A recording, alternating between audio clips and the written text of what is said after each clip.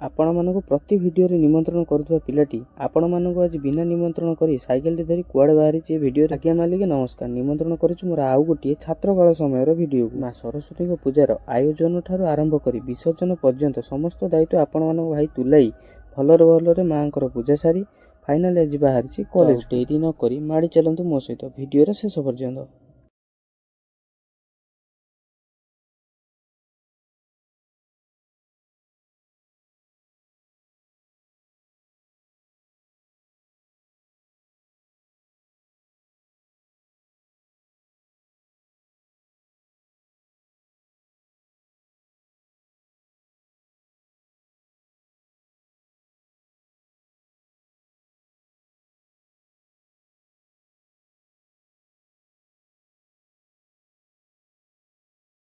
ତରବର ହେଇ ଜଲ୍ଦି ପହଞ୍ଚି ଯାଇ ଦେଖେ ତ ବସ୍ ଟାଇମ୍ ହେଇନି।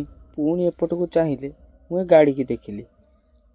ଭାଇ ଏ ଗାଡ଼ି କହିବାର କାରଣ, ମୁଁ ଯେତେବେଳେ କଲେଜ ବାହାରିକି ଆସୁଥିଲି 2-4ଟା ଗାଡ଼ି ଏଇଭଳିଆ ବି ଦେଖିଥିଲି। ଏ ଗାଡ଼ି ସବୁ ଯାଉଛି କୁଆଡ଼େ। ପୁଣି ଏପଟକୁ ଚାହିଁ ଦେଖେ ତ ଇରେ ଏ ଗାଡ଼ି ସବୁ ଏଇଠି ତାହେଲେ। ଯାହା ହେଉ ଭାଇ, ଆମ ଦେଶରେ କିଛି କୃଷକ ଅଛନ୍ତି ବୋଲିକି ଆମ ଦେଶର 100% ଲୋକଙ୍କୁ ଖାଦ୍ୟ ଖାଇବାକୁ ମିଳୁଛି। ଭାଇ ଯଦି ସବୁ ଅଫିସର ହେଇଗଲେ ତାହେଲେ ଖାଦ୍ୟ ଖାଇବା ପାଇଁ ଖାଦ୍ୟ ଆସିବ। ବସ୍କୁ ଅପେକ୍ଷା କରି ମୁଁ ଏତେ ସବୁ କଥା ଗାଇଗଲିଣି, କିନ୍ତୁ ଏ ବସ୍ ଏପର୍ଯ୍ୟନ୍ତ ଆସିନାହିଁ। ଏତେ ସବୁ କଥା କହିସାରିବା ପରେ ଫାଇନାଲି ବସ୍ ଆସିକି ପହଞ୍ଚିଗଲା। ଆମ ସ୍ୱସ୍ତିକ ବସ୍। ମୁଁ ଆଉ ଡେରି ନ କରି ଜଲ୍ଦି ଭିତରକୁ ଯାଇ ଗୋଟେ ସିଟ୍ ଦେଖି ବସିଗଲି, କାହିଁକିନା ଆଗକୁ ଏତେ ପିଲା ହେବେ ଯେ ପିଲାମାନେ ଠିଆ ହେଇ ଗେଞ୍ଜରି କଥା କହୁ ଯାହା ହେଉ ମୁଁ ଆସିକି ମୋ କଲେଜରେ ପହଞ୍ଚିଗଲି। ମାଲିକ ଯେତେ କଲେଜ ଥିଲେ ମଧ୍ୟ ନିଜ କଲେଜ ନିଜକୁ ବହୁତ ସୁନ୍ଦର ଲାଗେ।